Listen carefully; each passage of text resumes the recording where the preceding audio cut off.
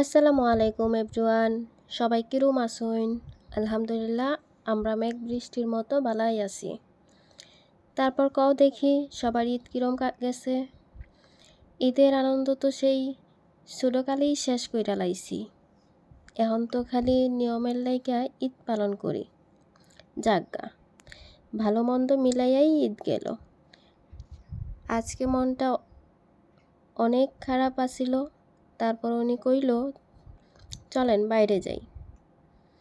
অনেক অনুরোধের পর ভাবলাম বেড়ার যখন এত কইরা কইতেছে তাইলে যাই।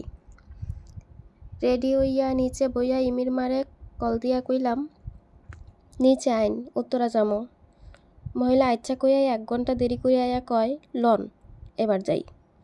ব্যাপারটা বুঝছেন? যাক মাথা ঠান্ডা কইরা গেলামগা উত্তরা 11 নম্বর সেক্টরে কাচ্চি পায়ে। ওইখানেও আমার বান্ধবী আর বান্ধবীর জামাই বাচ্চা সহ আগেই দাঁড়ায় আসছিল। এই যে দেখেন এটা হইতেছে আমার বান্ধবী, তার বাচ্চা, তার জামাই, ইমির আম্মু, ইমি, আর এদিকে হচ্ছে উনি। এতক্ষণ আমরা খাবারের জন্য অপেক্ষা করছিলাম। অনেকক্ষণ অপেক্ষা করার পরে আমাদের কাঙ্ক্ষিত কাচ্চি আইছে। এখন বিষয়টা হইল সার্ভ করবো কেডা। ভাই আগে উঠে গেছে, উনি সেলফি তুলতেছে। আর এদিকে স্যার হচ্ছে সবাইকে সার্ভ করতেছে, যেহেতু সার্ভ করা কোনো মানুষ খুঁজে পাইল না।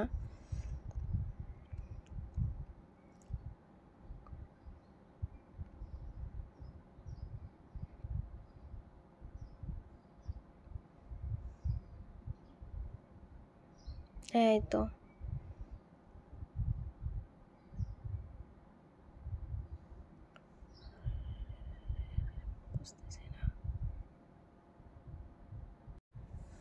একটা কথা আগেই কয়ে লই, কেউ খারাপ মন্তব্য করবেন না। আমরা হচ্ছে শখের বসে একটু ভিডিও করি।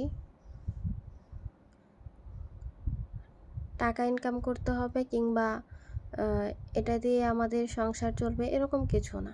জাস্ট মজা লাগে, ভালো লাগে, এই জন্য একটু করি। যদি ভালো লাগে তাহলে আপনারা একটু লাইক কমেন্ট করে দিবেন। এদিকে স্যার সার্ভ করতেছে আর অন্যদিকে হচ্ছে ভাইয়া সার্ভ করতেছে। আর আমাদের বাবুটা অনেক বেশি দুষ্টুমি করতেছে।